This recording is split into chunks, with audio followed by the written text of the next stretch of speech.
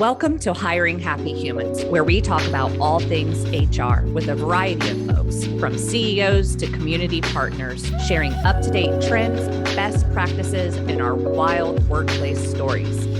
Each interview is designed to leave you with the knowledge to keep your sanity. I'm your host, Dawn Sipley of Sipley the Best. Thanks for joining in, and let's jump into this week's episode. Welcome back, everybody. Dawn Sipley here with Hiring Happy Humans, and I am just so excited to have Dr. Rodney Agan on with us today. Rodney and I met each other, I think it's been about a year ago now, approaching.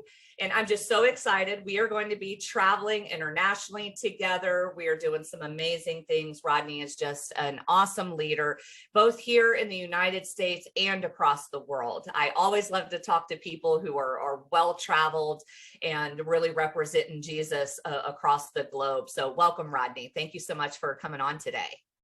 Thank you, Dawn. I'm excited to be here, and I love sharing ways to just improve leaders and work with leaders. And so any way I can serve, I'm happy. Yeah. Well, when you're able to cultivate an amazing leader out of somebody, you can change the world. I mean, Christ did it with his 12 disciples, and we get the opportunity every day here just to sow those seeds of wisdom and inspiration and everything into folks. So just so people know a little bit more about you, just share with us kind of what got you to where you are today, professionally, spiritually, personally. Just give us a snippet of who Rodney is. Yeah, well, I'm actually a third generation pastor, grandfather over 20 something years, a father over 50 years. My brother still pastoring over 30 years. I was in ministry, various roles for 15 years. Then lead pastor for 15 and a half years at the same church. Oh, wow. But got my PhD back in 2009 in communicative leadership, passionate about leaders. And in 2013, after it was just the right circumstances, we're empty nesters. The church I was leading had just moved into phase one and a new facilities. And it was just seeing God brought everything into a crossroads in our life. Went on a sabbatical, talked to my leadership team and said, God's really working in my heart about some things. And so got leadership from the Lord, I really feel, to launch Connexus Group that we'll talk about, our company, in 2013. I walked into the condo, we was on a sabbatical, and told my wife, I said, I have a clear definition of what I'm supposed to do now. And she said, well, how many clients do you have? And I said, do you mean paying clients, or I'm stepping out on faith here at that time. Mm-hmm. And so she said, well, if you really believe this is what we're supposed to do, let's go for it. And if not, she said, you're about to turn 50. This is a midlife crisis. Go buy a new Mustang and get back to work next Monday, So that's how we launched in 2013. Okay, that's fantastic. And what is the purpose of the group? So I really felt like that I wanted to be, and felt like a calling to be, a missionary into the marketplace. No, we don't necessarily advertise it that way, but that's, what I really feel.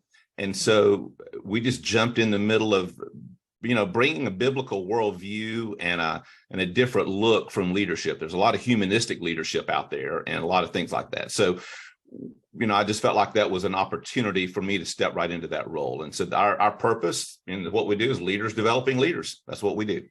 I love that.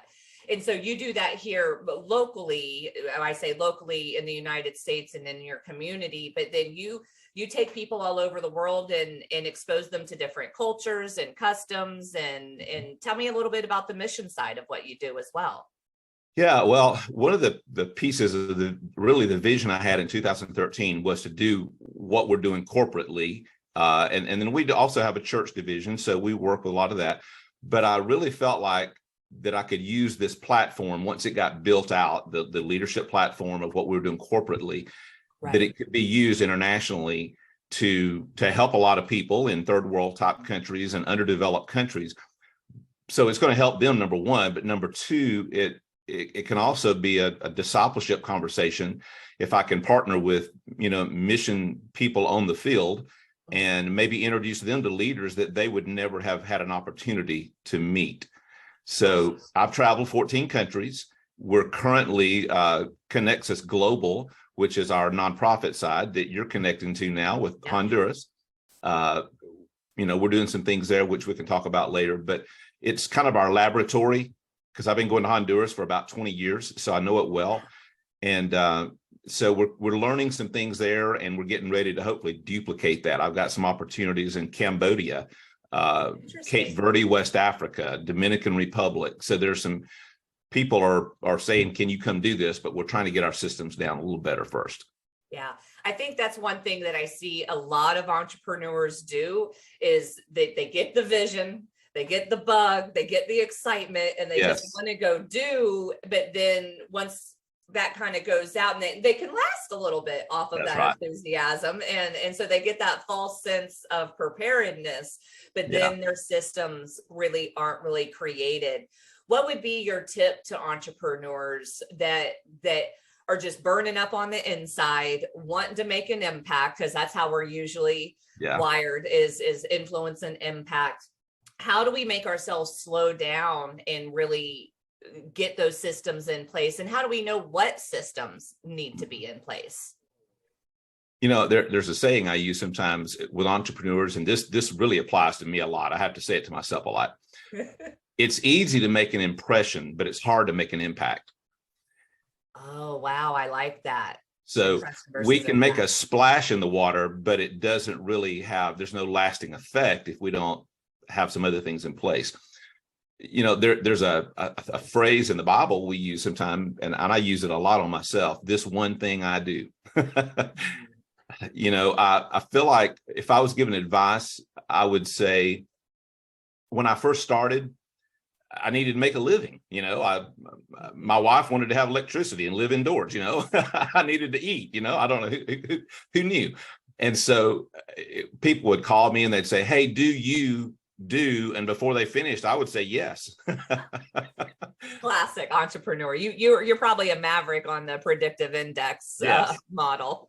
So what I have learned though is, kind of like downtown Atlanta. I live outside of Atlanta. There's 16 lanes going through Midtown, but really I had to learn that I have this lane. These are maybe my 2 or 3 lanes that I'm an entrepreneur, and if you're going to put me in one lane, you're going to really you're going to hurt me because I can't stand just one lane. Okay. Right. But I don't need 8.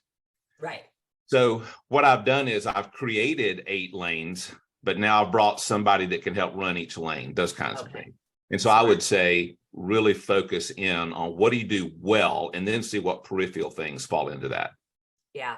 When I was structuring my business, instead of doing like revenue goals, which are nice, I knew what I needed to do to feed my family, but I calculated what our business model would be based on what I love to do the most and what brought me joy in my business. And I said, I want to do that 4 hours a day.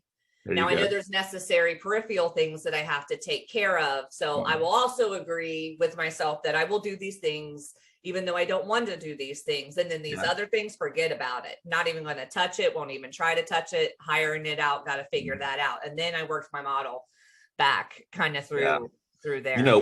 One thing, when I go all the way back to when I started this in 2013, one of the things I really felt in my heart that was propelling this was, it was kind of like God was saying, hey, you've been doing what I've asked you to do. You've been leading people, and I've been doing that for 15 years. And I really felt like that was a laboratory for me. I mean, we went from, 2 employees to 40 something.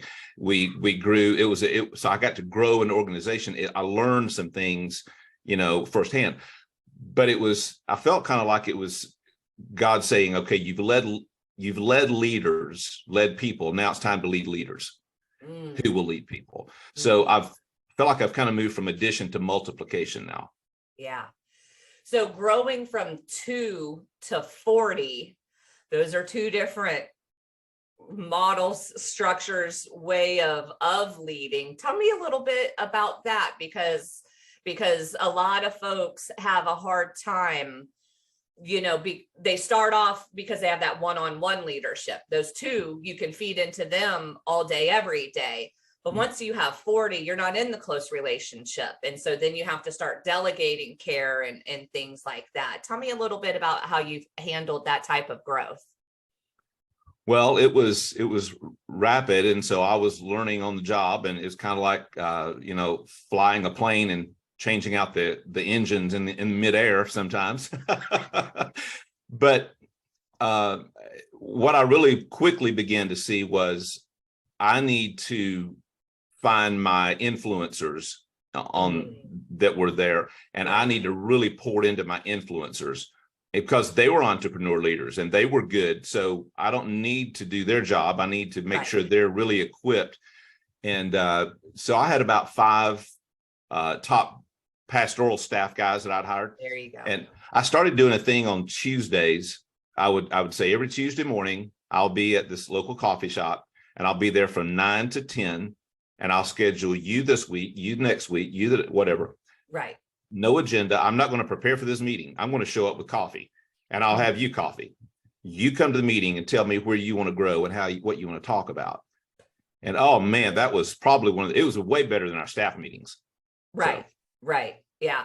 I think too many business owners and leaders think that they can do like an annual retreat and bring in the great speaker from out of town and rah them all up. And that's supposed to keep them motivated, between that, the annual review and maybe a raise in there somewhere along the way, they should be sustained. And that just isn't the case. You really have to love people consistently.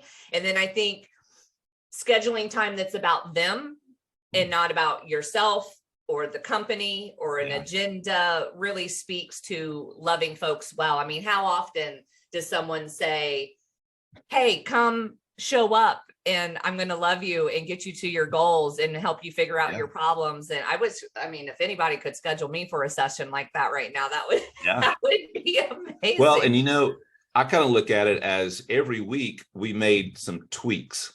Right. Versus once a year, as you mentioned, I've got to make a massive turnaround on this guy or with something, and they're caught off guard, or they're, this is too big a change for them. Some people don't change. I can change quick, but some people can't. So it was really neat to watch, I call it there. Sometimes you need a tweak. Sometimes that's just kind of a change. Sometimes you need a pivot. It's a 90 degree. Sometimes you need a turnaround.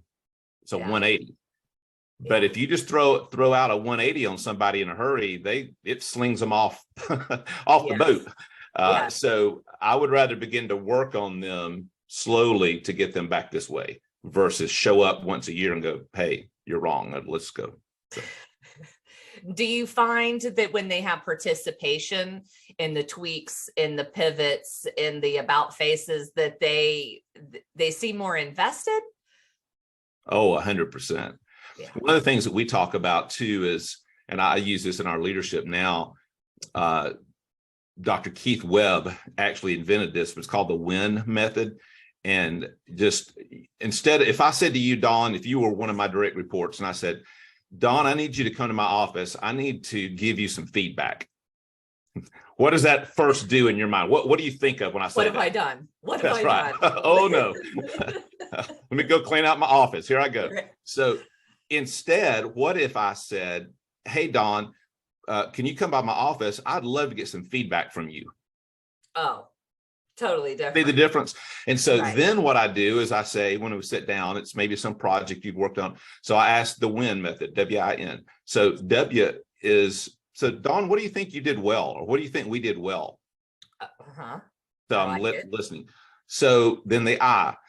Well, Dawn, how would you like to improve on this? Or how do you think we can improve on this? Now you're coming up with the improvement.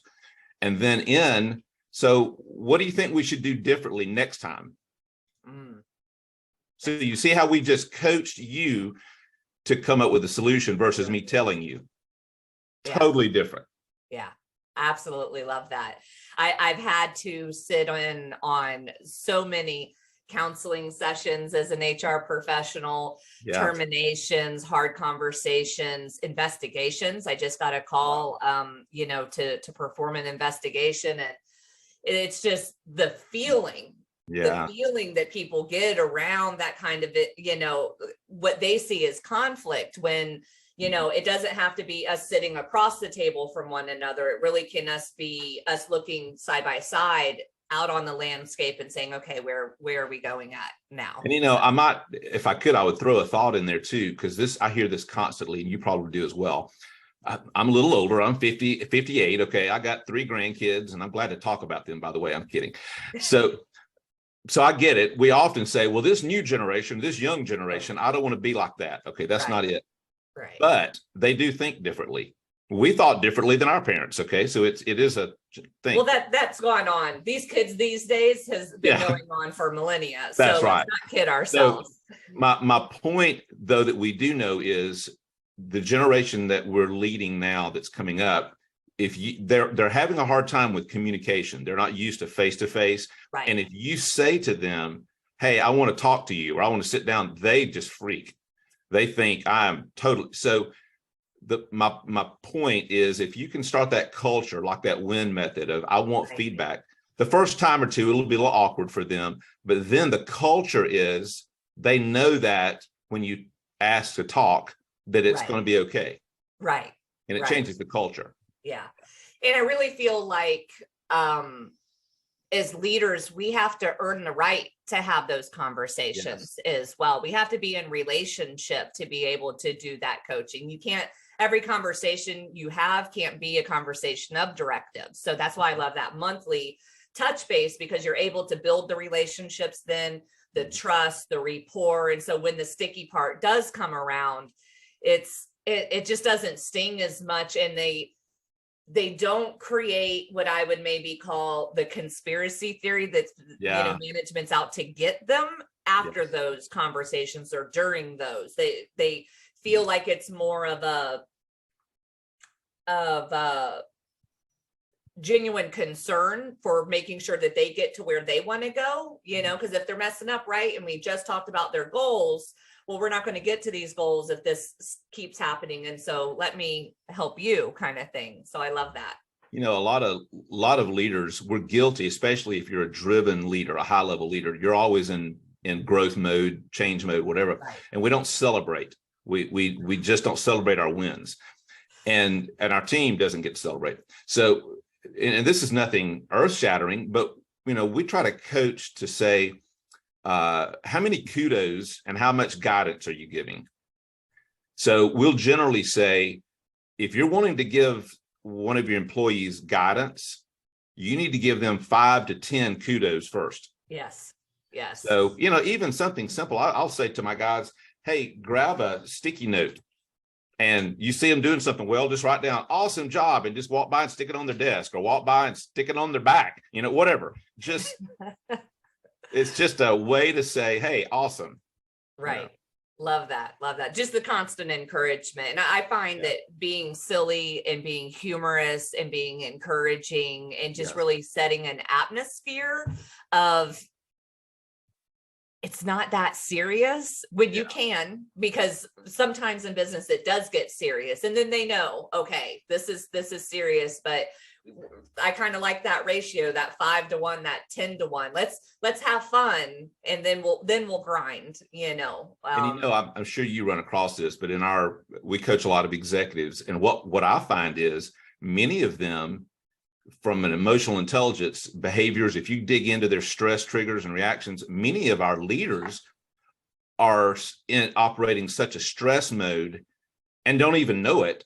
Right. That they've got the whole team tense. Oh, I mean, the whole team is freaked out. And I was on an airplane one time with this little 4-seater airplane with a good friend of mine. It's a great plane. He wanted to take my wife and I and his wife, and we're off, but we get into this 1,000 feet. It went into a storm.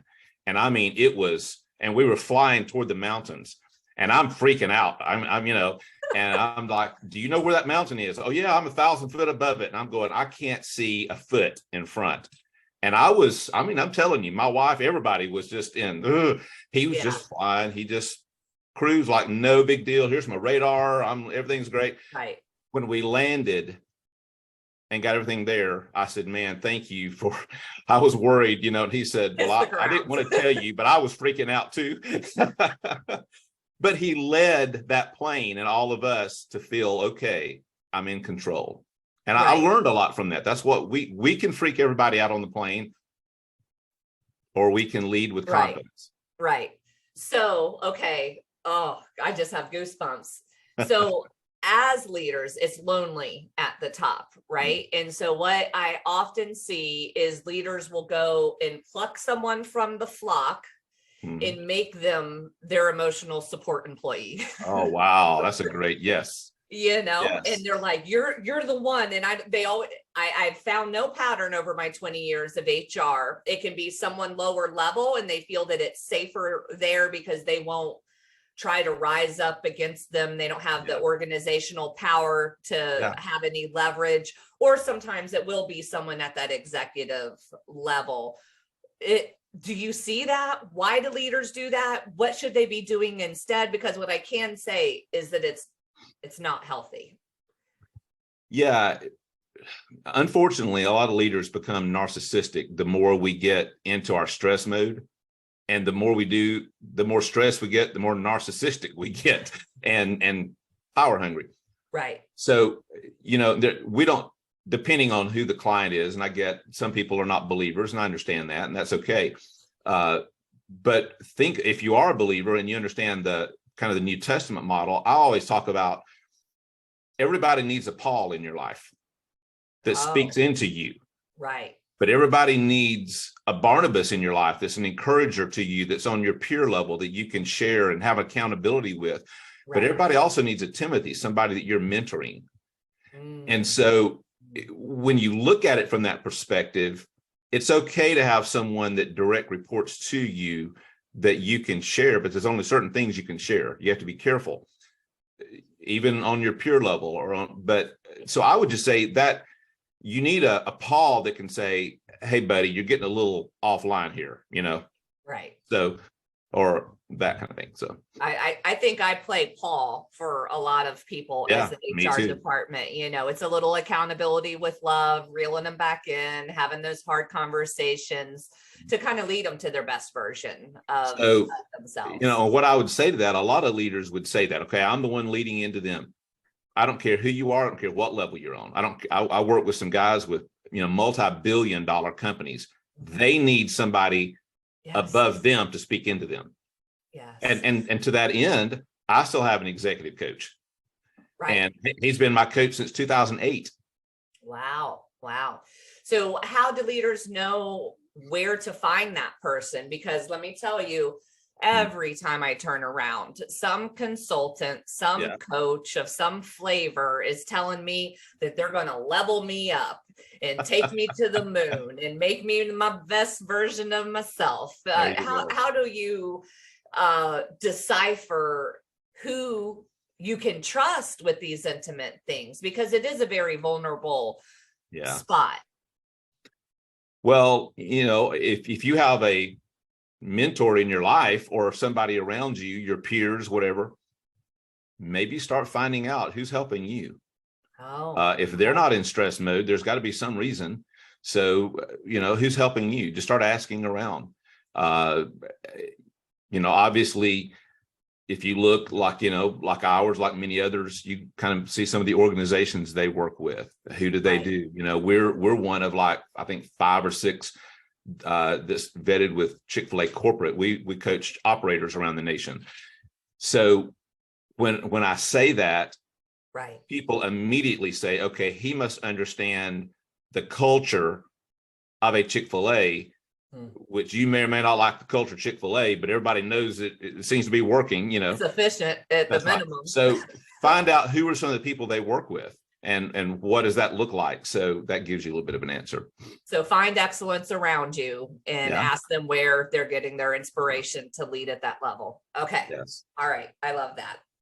So Rodney, you did mention that you were married and you're an entrepreneur, and sometimes I find the dynamic of that, we want to talk to our spouses about the craziness that's going on at work, but sometimes they don't know the players, they don't know the things. Right. And I love your wife's approach to you. You know, I don't know what this is, but I know who you are. Yeah. And I know when you're stirred, you will move, you Yes. know, and she gave you that bandwidth. How do you keep a healthy marriage when you are entrepreneurially driven and passionate about those things? Because I can speak for myself. Sometimes I will lean into my business too much. Yeah. Because, you know, business is my playground and I get direct results and I enjoy the influence. Where my marriage, I gotta work a lot harder in my marriage to kind of get the same like results out of sometimes, especially long marriages when, you know, it's just very customary and we can kind of, I'm 15 years in, I think you're a few ahead of me, but what does that look like for you? Because I do know that the entrepreneurship can be a strain on marriages. Well, my wife often talks about kind of like being on the playground with children. Remember the thing has like a big pole and a ball connected to it with a rope or whatever, tether ball, whatever. Tether She'll ball. say often, she said, I am your tether. Because if I wasn't connected to you, you would just fly off at other places, you know. So she said, I have to keep you reeled in every now and then. And that's funny. I've always called my husband the string to my balloon. Otherwise, there you go. Same thing. Same into thing. Oblivion. We've been married 37 years. We have 2 kids married. I have, you know, a 4-year-old, 3-year-old, and a 7-month-old grandchildren. Our daughter today and our 4-year-old are flying in from Colorado. That's where they live today. I'm picking them up, and daddy and daughter are going to the Georgia game tomorrow together. So, that's awesome. Thanks again for spending time with us today. So, if you want more HR stories and resources, go to simplythebest.com to join our newsletter. That's SIP. But I'm at a point until next time, stay my happy. Life and career where I'm looking at fourth quarter. Right. And I'm looking at what I want to give my life to in the fourth quarter. And, you know, we talked a little bit about Connexus Global. That is my fourth quarter. So how do I get there? One of the ways that I've now been able to do, this year was my first year to do it after 9 years. I started changing the way I schedule my year and my weeks and my life. Really? So and it doesn't always work this way, but what I've done is if I know I've got a heavy season, I'm going to automatically schedule off a week or 2 weeks after that heaviest peak. But what I've really tried to do is take work a week, don't a week, work a week, don't a week. Oh, interesting. Okay. So I schedule when I go, I'm a heavy load. I can carry a heavy load. I enjoy it. I get passion out of it. Yeah. So I will schedule Monday to every Friday I have scheduled off unless I schedule something there, obviously. Right. And I do a lot. But what I'll do is I'll schedule a hard week. And then next week, I may be working, you know, on my business and things on my own. Right. Do whatever, not, but not outside appointments. That's right. And I know that if I want to travel or do some things, go see my grandkids or my wife, go do whatever, I got those weeks that I can just totally block off. And for instance, we just got back last Friday from Cancun for 2 weeks. Now I worked with a couple of clients online while I was down there, but for the most part, and we do that every year. So there's something I think it'd be great to say here. And it's a high level leader, very high level leader, went into counseling with his wife. And he told me the counselor said this to him. This revolutionized me about 5 or 6 years ago. Okay. He's a speaker, tons of opportunities. And he said, I'm almost in burnout mode. And he said, my assistant has all of these requests for me to come speak. I've got things on my desk. And he said, this is what he said. Don't forget this. This will change everybody if you listen to this. I got my pen. He said to his counselor with his wife sitting there, my problem is I can't say no to them.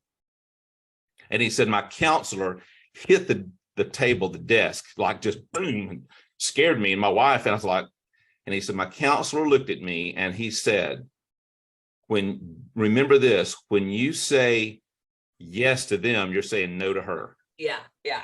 Wow. So you got to choose who your yeses go to and who your nos go to. And if you don't schedule your life, somebody else will schedule it for you. I love that. I love that. And I think I have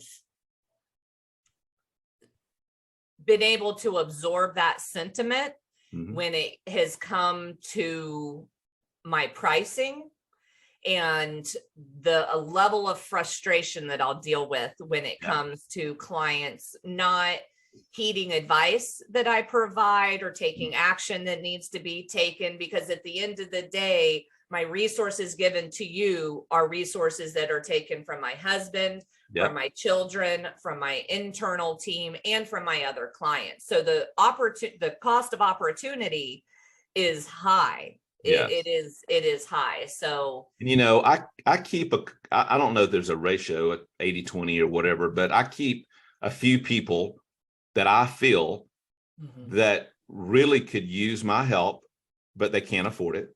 There's just no way, but I believe in them, and I believe that they would do. And so I'll reach into that and go, you know what? I want a scholarship, something for you. I'm going to help you because I want to pour in. People pour into me.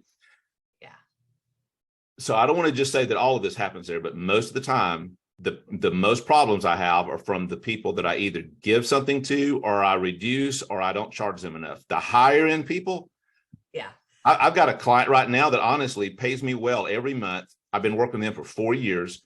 He wants me to jump on a Zoom call with him. And he said, now don't even have to worry about being my coach, just be my advisor. And I don't show up with an agenda. I have no clue what we're going to talk about. We get on the call. He says, this is my problem, what I need to work through, help me. We talk. Yeah. He might be, with an hour call, he might be 20 minutes in. He goes, awesome, thanks, bye. He's gone.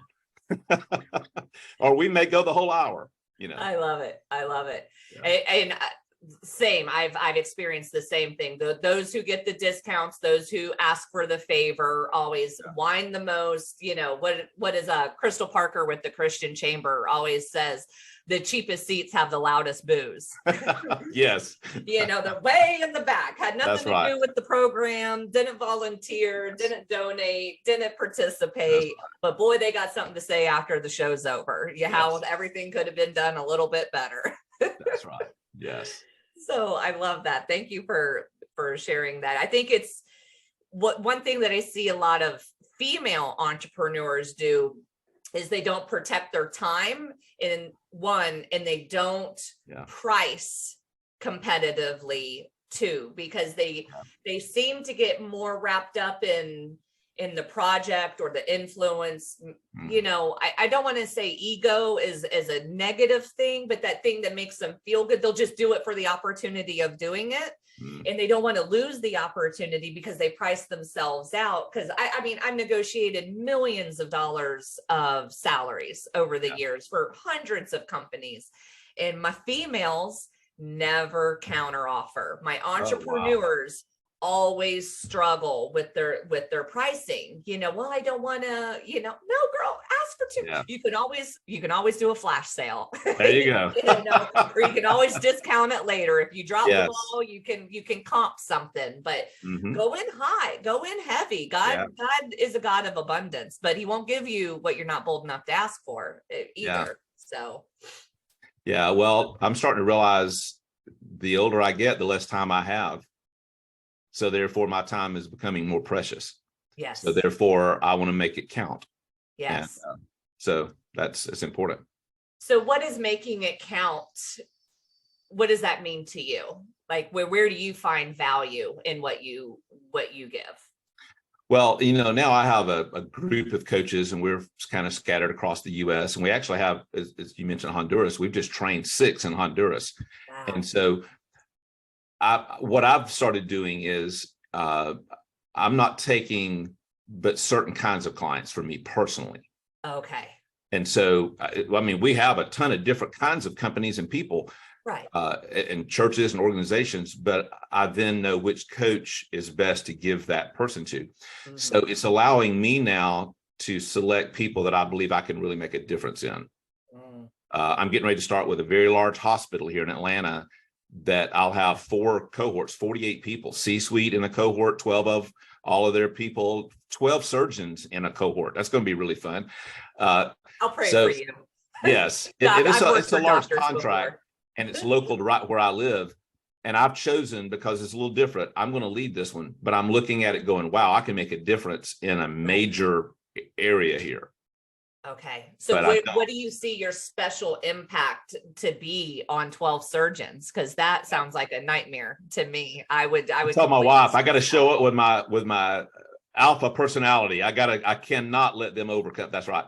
So I think my secret sauce is, and I have fun. So if they don't want to have fun, they're not going to like me. But at the same time, I think I can use and I leverage that with the tools and the techniques and the things that we know to show them how you can enjoy what you're doing, but change the culture. I work with a lot of medical. We're working with all the dermatologists in the state of Georgia. I just spoke to 300. I saw that you spoke. Yeah. Was it Norm? No, that was a different one. Oh, okay. So the DMA is a dermatologist. I did that earlier. Then Norm is the rheumatologist. So there was 300 and something of them, and I just spoke to them. I'm getting ready to start with 8 heart and vascular offices that we work with in Georgia. So the point is, what I've heard over and over and over in the medical world, and sometimes this translates everywhere else, these doctors or these high level people are so smart at what they do, but not at running a business. Right. Oh, all the time.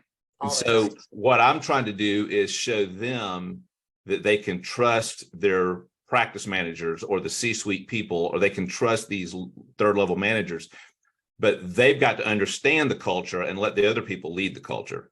Wow. And they just do their job in the operating room or wherever they are. Right. That's amazing. I think bedside manner for doctors is just so important. I know I had years ago, a little bit of a heart kind of thing and stuff. And I had seen some people, and the person I ended up choosing, you know, he was highly qualified, but if I was honest, I was just the most comfortable with him. He could have killed me on the operating table, but I would have died in full confidence that he was the best doctor that there was, just because the way that he spoke to me and stuff like that. So I love that you're pouring into physicians that way, so they can grasp some of those leadership skills and understand what culture and influence in the power of language really is. Because you can present facts, but the way that you present them, as you were saying with your win analogy, the message can be the same message and almost the same words in the sentence. It's just, you just kind of rearrange them in a different way, and the impact on the heart is just a lot different. I would say to a doctor, or just like someone in a restaurant, why do you go to a restaurant? Because you're hungry. Why do you go to a hospital? Because you're hurting. Something's wrong. So we have to approach that. Why do we get upset? If I'm a restaurant owner, why would I get upset because somebody's hungry and maybe even hangry when they come in? Because I can fix their problem. Okay. Right. So in a doctor, same way, if I'm in stress mode, I don't need to be upset because this other person is. They are the patient. They're hurting. Right. I cannot be. Right. And so if all I'm going to do is kind of throw gas on the fire if I am. Yeah. Well, I know the demand on doctors, especially high performing doctors like a surgeon, right? It can be really challenging. What would be your best advice, you know, outside seeking Christ and seeking good guidance and counsel, but taking care of yourself when you were constantly high level leaders? No one ever comes to us and goes, so is everything okay? Can I get you anything? You know, it's always, hey, here's a problem. I need an answer. Let me know as soon as possible. Like, how can they go about taking care of themselves emotionally and physically? So I think one of the things is they've got to realize that they're not Superman or Wonder Woman or whatever. And so what they do well is what they do well. Okay. Right. The patient, the surgery, the whatever. So, you know, we do a thing, and I'm sure you do something similar to this, maybe like a job role analysis, where, you know, based on some of the other tools that we use to find out where their sweet spot is. Right. And so now go in there and really look at everything you're doing in your month or whatever, and really just start with the first 2 or 3, but what are 2 or 3 things that I call it downgrade. Okay. I can't necessarily just delegate this and totally get away, but of the 5 tasks to get that one thing done, I could probably give 4 of them away and I could just oversee it. Now I've just taken 5 hours of my time and given it back to myself.